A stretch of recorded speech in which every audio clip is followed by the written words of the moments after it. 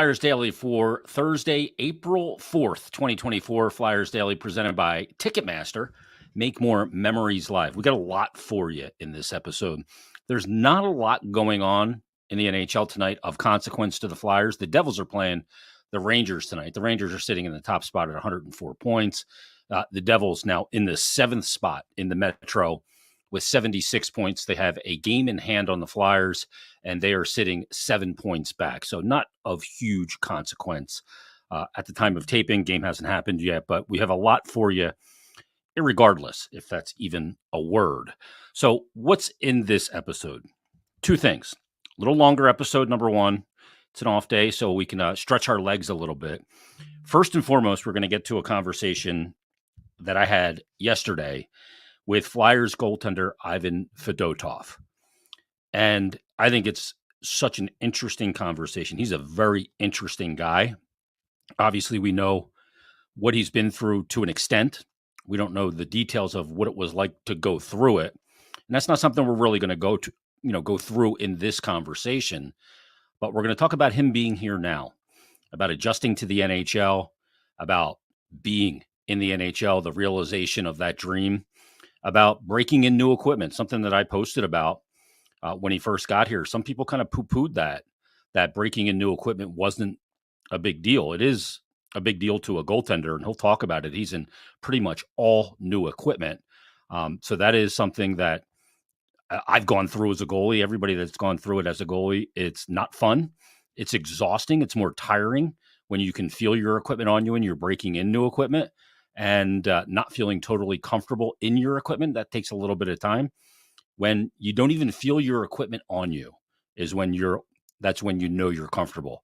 When you don't even notice that you're wearing a chesty, an upper body protection unit. We call it a chesty in goaltending parlance. Or your glove is molded to your hand perfectly. Or your pants, they hug you in the right ways and they lay properly, and your pads and your rest points when you put your arms on your pads are all dialed in and you don't feel any of your equipment. That's when you're comfortable. He'll talk about that and much more. And I'm not going to edit this video at all, or this audio.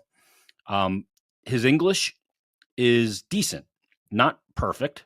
There's some things that are lost in translation. And at one point in the interview, when I talked to him about why he became a goaltender, you'll hear him kind of talking to someone else in Russian.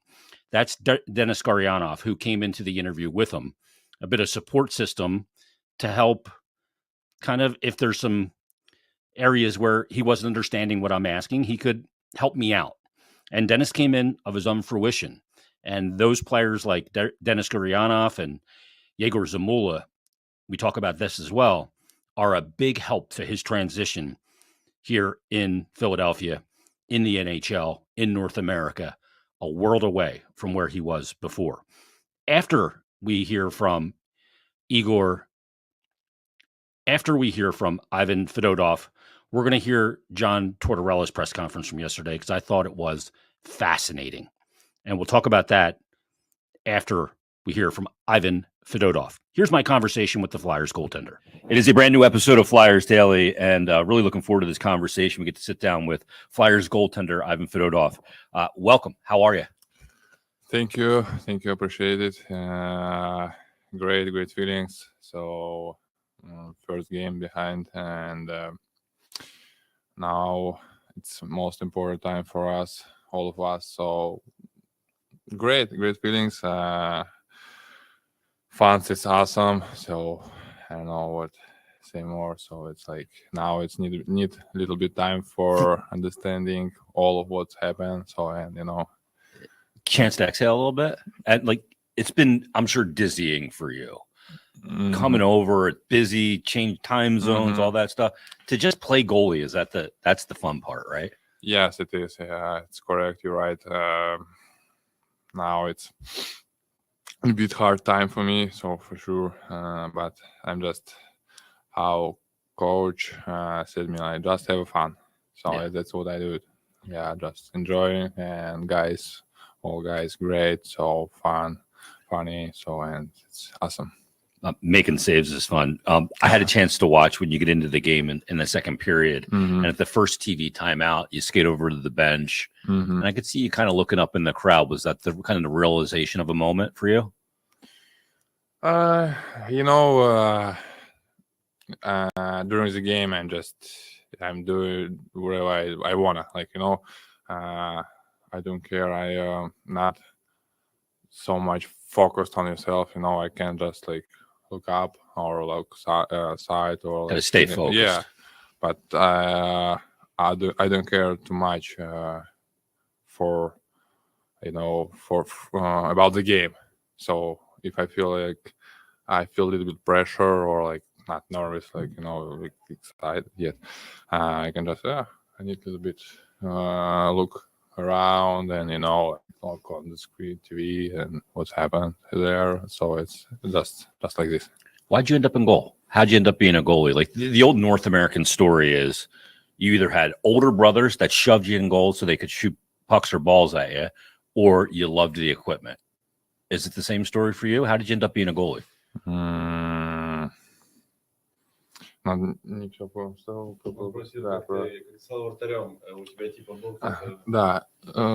No, it's like mostly guys. I'm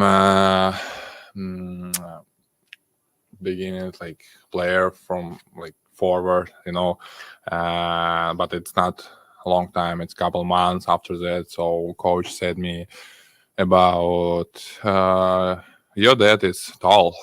Probably you will be too. And now we have a problem with the goalie. So and that so many years ago in Russia had a lot of problem with the goalies, and it's big problem position. So it's been. So you filled the need. Yeah, you guys needed a goalie, and you went. And I always, it's for me always interesting, position in life in hockey, unique. How it's all. Yeah, it's players. It's so much players in the team, and only one goalie in the team. But two, only one. But there's only one crease. Yes. Yeah. That's more challenge for me. All right. Yeah, it's interesting. It's actually what drew me to the position as well, is that I didn't leave the ice and I could play all the time. And it is. And the pressure that comes with it is something that's, I think, the greatest part of the position. Yes, absolutely. Yeah, goalie. I think it's always not feeling under the pressure. So all people talk about you about this position. So it's because if team lose, so always goalie play bad. So sorry, goalie play bad, and that's why we lose the game. So or if you win the game, of course, team play well. So coach good, goalie all right, yeah, it's good. Yeah. It's opinions can change so fast. So quick. Yeah, it's understanding the position, I say all shots are not created equal. People say, oh, well, he made 33 saves on 34 shots. It could be an easy night for a goalie, pending where those shots come from. The difference between the KHL and the NHL is pretty pronounced. And actually, the guy you went against the other night, Semyon Varlamov, talked about that years ago when he went back to the K and came back, about the traffic around the net and learning how to play in the NHL. You only have 2 periods under your belt right now, but clearly you're equipped from a size standpoint to deal with traffic, look over it at times. Yeah, at least it's same thing like in KHL. So, but 100% sure here guys playing more better in front. So more tipping, more deflection, good play for rebound. So I don't know. I don't care too much about it because I tall enough and for me, more easy control where is puck coming, and I can better read what will be happen the next step. It's if puck come inside, probably player. So here's really good players playing for tips. And if you can see how puck's coming, it's much easier. Like be ready for shoot where it will be tipped. So because how is so play goalies so much scores when goalies didn't see a puck or so it's hard to stop it when you don't see it. It's got to hit you at that point. Yeah. So my opinion, current percent, it's a little bit difficult. But if you will be think about it too much, it will be difficult for you. You can't control that part. Yes, it is. It is what it is. Yeah. Let me ask you about gear. You came over. It looks like you're in all new gear, probably with the exception of skates, jock, and mask. The new chest protector. Yeah. Something getting used to. And that I always hated breaking that one in as a goalie. and the glove. What's it been like breaking in new gear real quick? I have my older skates, so I think other things, it's all new stuff, all new gear. You just don't feel comfortable right away in it, do you? Nah, it's like 100%. So for sure. So, but I can't right now change the situation. So I have what I have. So and just playing, enjoying fun, and it's really really good. So right now I have my old stuff like Bauer pads, but right now I don't like Glove and Blacker Bauer. Last 4 or 5 months I played in True set up, but now I'm feeling good in pads Bauer and True Glove and Blacker. So right now I feel more comfortable than first days. So every day it gets more comfortable. But chest and pants, it's different. It's I don't know how it's called, but it's not the same. And you feel it. Yes. As a goalie, when you put on your stuff, you just don't want to feel it. You don't even want to know it's there. It's when you know you're comfortable. So usually I have so many details for my chest and pants, like for some straps, and it's here when I came. So it's just regular. It's stock stuff. Stuff. Are you real particular about your equipment? Are you kind of one of those guys that looks for every kind of advantage to how you wear your equipment, the strapping, all of that stuff? Those are the tools to your craft. We like told about it. We experiment. We try to find it. Best things, best stuff for you for comfortable. So but sometimes like anything can happen, like, and you need to how's it called you need to wait like find out what works for you. Yes like this. So, I mean, everybody's body's different. Sometimes the pads will seal on the ice different for you than they would for me. Obviously, there's a slight height difference between you and I. Last thing for you, I love the white mask, like with just the chin piece on it. Like like it's old kind school, of a throwback.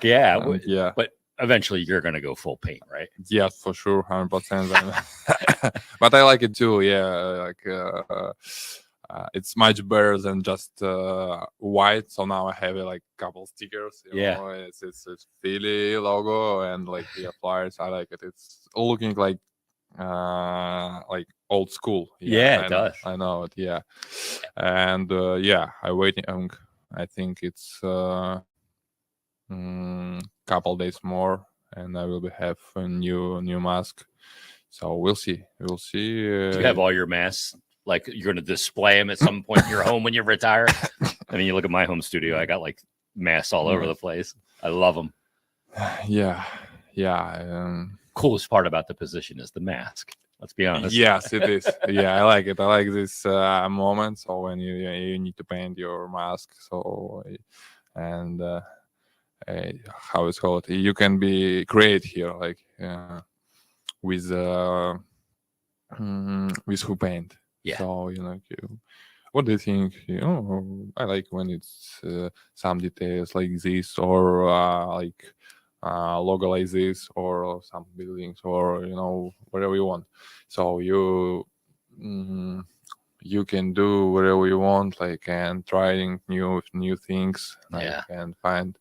We'll see. Yeah, but now I had some idea, and I think we will have a really good first mask here. First my helm. Yeah. Well, Franny's the painter, and he is awesome. You're gonna love him. Ivan, thanks for doing this. I know that Dennis and Z have been big for you. Yeah, to have those guys here to help you out. Yes, 100%. So now it's so much important for me. We have Russian guys who they helps that transition. Yeah, they let me know like how it's do it, or where I can eat, or like all information. So because it's important time for me, and we'll see. Because first steps, it's always hard, always difficult, and now it's tough time for me. But I don't care too much about it. But it's really good that I have guys who can help me. Yeah, it's huge. Important. Yeah, huge. Yeah, Ivan, welcome to Philadelphia. Thanks for doing this. Thank you, guys. Thank you. Appreciate it. So we'll be see you next time. Absolutely. Yeah. Thanks to Ivan Fedotov for taking the time after, I guess that was really his first official practice as a Flyer. It was more of a skills practice, too. It wasn't very long, but he got in some game action, saw 2 periods, and got a taste of the NHL, something maybe at times through his ordeals that he did not think would happen. I didn't think it would happen, and I'm thrilled to see it happen from the human interest side of it and the hockey side of it as well. I'm really excited to see how he assimilates to the NHL. It's almost a bummer that we're coming down to the final 6 games of the regular season and hopefully playoffs, because I want to get to know Ivan Fedotov. I want to get to know his game. I want to see him develop. But obviously an offseason will give him a chance to get more comfortable, provided he signs a contract extension with the Philadelphia Flyers this offseason. I think that'll happen, and I'm looking forward to the future for Ivan Fedotov. I think there's a lot of personality in there as well as he gets more comfortable with the language. I think we'll see that come out of him also. I had a chance to talk to him after the interview was over a little bit, and talking about equipment and masks, and showed him all the masks that I have here in my background to the home studio, and he was loving that. So bonding over goaltending is always fun for me with NHL players, and even players that are just came here from a half a world away. We can bond over that conversation, which is a lot of fun. And I look forward to corresponding with him quite often over the next bunch of years. Great stuff from Ivan Fedotov. Hope you enjoyed that as well. I'd love to get to people's feedback on it. You can always send me an email at jason.myrtetus, MYRTETUS, @gmail.com. And you can also DM me on Twitter or tweet me. I love responding to those. And if you're watching on YouTube, comment below. Make sure you ring the bell also, and subscribe here to the Flyers YouTube channel. Next, I want to get to John Tortorella's availability yesterday with the media. We know that the other night after the game, he was very critical of his team, in particular the second period. And he said some things, which you're going to hear here, about it, and also about accountability and his own self-accountability. Here's Flyers head coach John Tortorella from yesterday's media availability. Torre left with an injury last game. Do you have any update if he'll be able to come back to you guys? Or Not sure, day to day. okay. There's been a lot, if you go back to January, there's been a lot of noise, it seems, around this team. It's all, go to trade. And, I know some of that's related to some of the stuff that you say in press conferences and whatnot, but when there's so much going on around one team, and it seems like it's one thing after another, do you ever worry about the group in the room maybe responding in an adverse way? No. Just, is it not with this group because you've talked about how close they are, or is it just you have to tune that out as a pro athlete?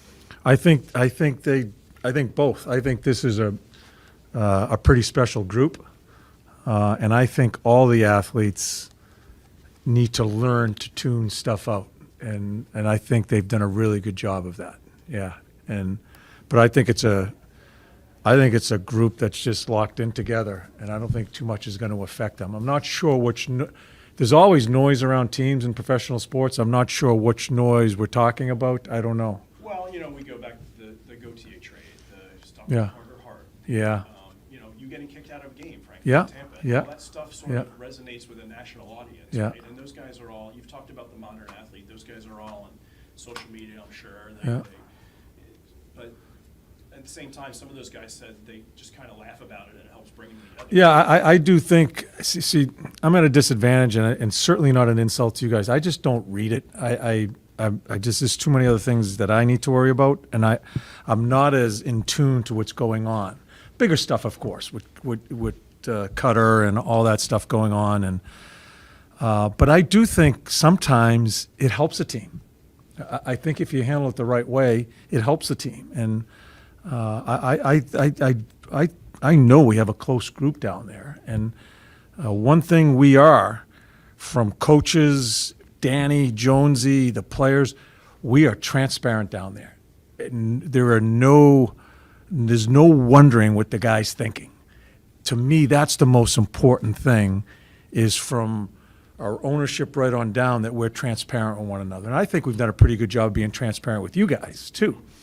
I think that's so important, especially when we're in this situation and building this team. So everybody has a chance to say what they want to say. And I think that's really important. And what happens, if you're truthful and you're honest and you care, there's going to be conflict because not everybody's going to agree. You work through that together, I think that even helps the room even more. So I think that's what's gone on here, and I think it's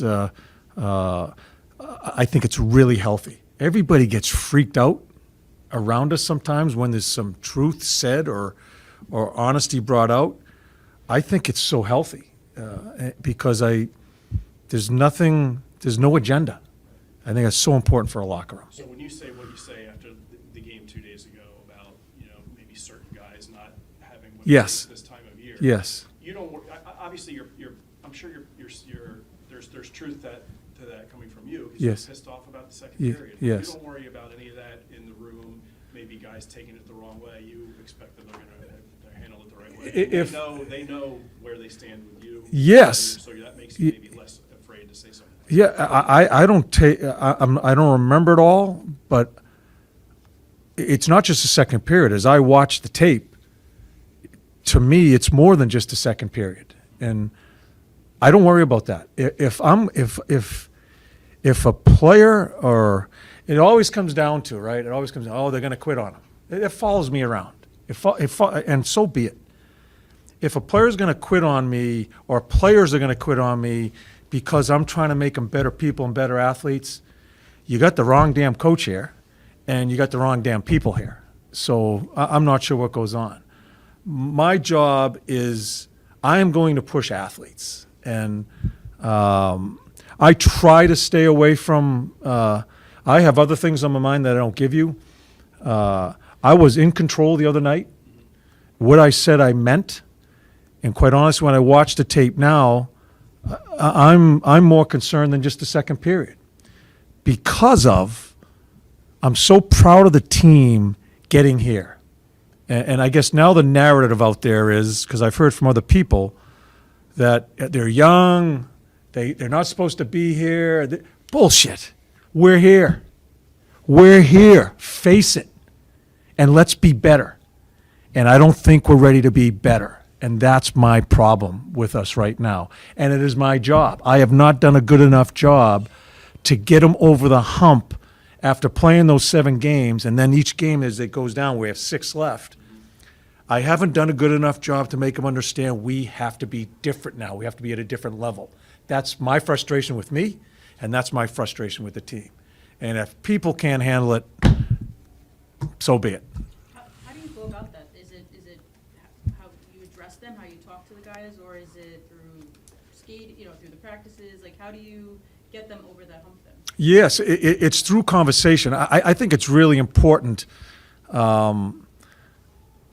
And this is just the way we do it here. There's not a lot of one-on-one meetings here. All our meetings, whether it be good, bad, on a particular player, whatever, it's done right in the line. As we just talked, it's transparency. Because I think when you're coaching certain individuals, I think you can group that into when I'm coaching this guy that I'm not happy with or happy with, I'm also coaching the other guys when you do it in a group setting. I used to do it. You bring them in your office. They won't say anything to you because they're sitting across from you. You're sitting there. Some coaches even have a chair that's higher. They try to look down on the player back in the day, right? I don't do it that way. It's off the cuff. It's in the room, and who knows where it goes. I'm always prepared to go whichever way it wants to go, but I think it's healthy that way. I don't think we should be afraid of that. I don't think we should make it a big deal. Sometimes you guys make a big deal out of it. And I get it's your job and all that, but it's not a big deal. It's just honesty. And I want the same respect. I think it's respectful to be honest that way. I want the same honesty back. The player come at me if he needs to come at me. And that's happened too. And it turns into a really healthy situation.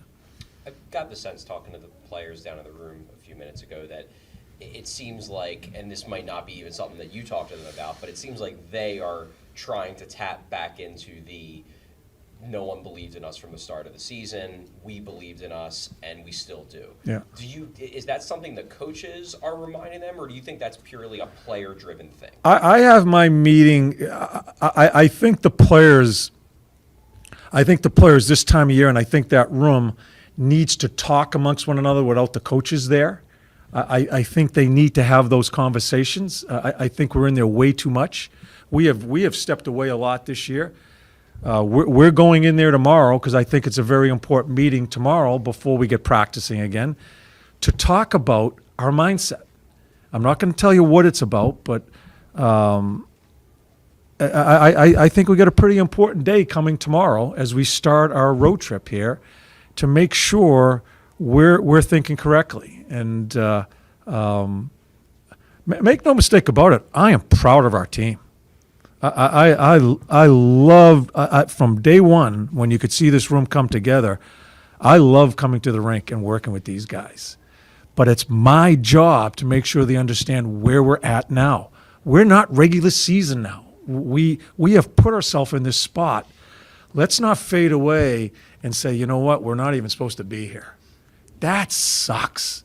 We're here, and that's where I think I've done a shitty job. I want to make sure, I guess I'm giving you a little bit of the background of a meeting. I want to make sure we're going to go at this the proper way to give ourselves, so when April, when are we done? 15th? When 15, 16, we don't say, God damn, why didn't I do that? Why didn't we get to that level? I don't want regrets. I don't know if we get in. I don't know what happens, but I don't want us to fade now. It's not fading and trying to stay away from it. It's about getting to another level. And I do think some guys are struggling to get there. And I think it can be taught. Some guys have it in them. But to get to another level, a level you don't even think you know about, that can be taught. That's part of my job. So that's what I want to happen. And whether we succeed or not, at least we can look ourselves in the mirror at the end of it and say, we tried. And we're not there. We're not there now. And we have time to get there, but we're running out of it. Are you leaning on guys like Eric Johnson then here and Mark Stahl? No, I haven't talked to them about this at all. there's no individual person I'm going to say, you know what, I'm going to sick you on them. Because I think that needs to come from within. That needs to come through experiences on the ice, in between periods and stuff like that. And I think this is such a great spot to be for us, where we're at. And I'll give you, no, I know we didn't think we were going to be here, you know, but we're here. That's the point I'm trying to make. We're here. Don't talk yourself down. Talk yourself up. And don't let other people talk yourself down. And I think it's a great challenge for us here. And I'm looking forward to how the coaches handle it. And I'm really looking forward to how the players handle it, see if we can find our way. Yeah, I was going to ask, can it be dangerous not to fall into that trap where there are fans and people out there maybe sympathizing with saying this is a rebuilding team, they shouldn't be here? Is it hard to not fall into that trap? If you want to win, you better not even think about going there. And it's no disrespect to, I'm not disrespecting the fans or you guys. We need to create our own narrative down there. We need to create our own mindset down there. That's my job, is to create that. And then let's run with it. So we just need to block it out. I get that. Everybody has to report on stuff and everybody has their feelings, and you have a perfect right to them. We need to block that out and create our, and to me it's mindset. Mindset is a very important part of what we're going to talk about tomorrow as we start a 6-game sprint here and find out what we're made of. You mentioned when Nick Seeler came back that one of the things you missed was his professionalism. And we can see what it means on the ice, but off the ice, when you've got so many young defensemen, how have you seen him impact his team this way, just with the young guys, the Yorks, the Drysdales, the Jennings, the Adders, when they've been up? Yeah, and Nick Seeler doesn't have to say a word to any one of them. I don't even know if he does or not. You know, if you can't follow his lead, and as far as how he plays, and learn from that as a young defenseman, or as a player, not even a position, just a player, and how he competes, then you're missing the boat because he's right there in your locker room. You know, a lot of times you try to emulate a player, and it may be an opposing player, but he's right there sitting next to you. That's a huge part of what Seals brings here. I watched him play the other night, and he is all over the map. And so I'm saying, no, don't go there, and then he makes a great play, or he gets to the puck, or he's a trier. And if we can't use that as an example right now where we're at, where I think some guys are at, listen, I think we're trying, okay, guys? I think we're playing hard. Who cares? Everybody plays hard. The team that gets in, the team that keeps on growing and become that team, that's a given, playing hard. That's your job. That's what Seals goes into a whole different area, and I think people can watch that, and I think that's where our team needs to get to. You talked about having an open book with guys when you first got here, not knowing anybody. Mm-hmm. When you watch the way he plays, is he, I guess if you were going to draw a picture of what a John Tortorella player is, would it be Nick Seeler? Would he kind of fit that definition? Well, I don't think it's a John Tortorella player. I think it's any coaches or any organization that wants an example as far as the competitive mindset that he has, wants around. Remember, when I came here, Seals was, he retired, and I'm not sure what he was doing. He wasn't sure. He wasn't happy. And then when I came here, he was on the board, but really not a lot of discussion about him. He's grown into that guy that, listen, he makes a ton of mistakes, as we all do, as all the players do, but you grow with him because of just the way he carries himself. You see the shot he blocked the other. I didn't realize it during the game. He was on one side of the net. I think it was in the power play. It came over one-timer, and he just ran across the net, hit him in the shoulder. I'm not sure if you guys remember, but he's all over the place. But he is just such a competitor, and I think that's, as what we're talking about most of this session here, we need to get a few other guys in that area too. I'm not sure if someone can get close to where he's at, but we got to get him bumped up, and it gives us a much better opportunity as we play these games. Jackie, I'm sorry, go ahead. No, it's okay. I was just going to say, is this, the way you guys have played on the road this year, is this a good time to get on the road? I think it's a good time. Yeah, I know everybody says that, but I really feel this is a good time because I think we can bunker down together here and and do it together. This has got to be done together, but it's my job to make sure we're on the right path. And I don't think I've done a good enough job of that here the past couple of weeks because I think sometimes coaches need to be with the team. I've explained that to you guys. You're coaching Adams sometimes. You need to be with them this time of year. But we've got to straighten some things out. And it's an important time for coaches and players to understand what we're all thinking together. And hopefully we'll get there. All right, there he is, Flyers head coach John Tortorella. I had a chance to sit down with Torch yesterday, too, for the taping of Hockey and Hounds and talked about a number of topics about developing that ability to perform when the pressure's on, if it's something that can be developed in younger players, and how you go about developing that and coaching the mind. We had a fascinating conversation. You'll get to hear that on Hockey and Hounds. But one thing that really stuck out to me that Tort's talking about, here's the quote. I'll read it to you from Kevin Kerr's transcribed this on his Twitter account, who covers the Flyers for The Athletic. Tort said, and I quote, "It comes down to, they're going to quit on him. It follows me around. And so be it.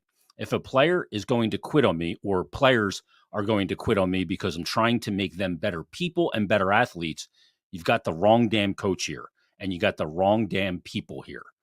He went on to say, "My job, I'm going to push athletes. I try to stay away from. I have other things on my mind that I don't give you. I was in control the other night. What I said, I meant. And quite honestly, when I watch the tape now, referring to that game, I'm more concerned than just the second period because I'm so proud of the team getting here. I guess now the narrative out there is that I've heard from the other people is they're young. They're not supposed to be here. Bullshit. We're here. We're here. Face it and let's get better. And I don't think we're ready to be better. And that's my problem with us right now. And it is my job. I have not done a good enough job to get them over the hump. I haven't done a good enough job to make them understand we have to be different now. We have to be at a different level. That's my frustration with me. And that's my frustration with the team. And if people can't handle that, so be it. End quote. I thought it was an incredibly vulnerable comment from a guy that you would never think would be vulnerable in John Tortorella. Yeah, he's gruff. He's tough. He's hard on guys, and he can be tough on the media. And, he wears his emotions on his sleeve.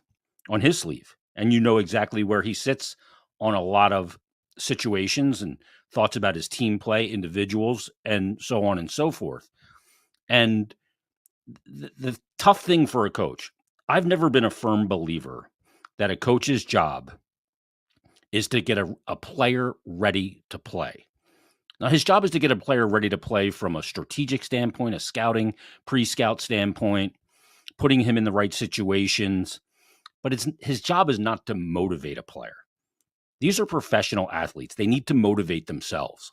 I think sometimes we go, well, coach didn't have him ready to play. That's incumbent upon the player. That's my belief. I know a lot of people do not agree with that. You can go in there and give a Herb Brooks speech or a, great speech, Newt Rockne speech before a game, and that may get some guys pumped up, but that should not be the differentiator to get guys ready to play.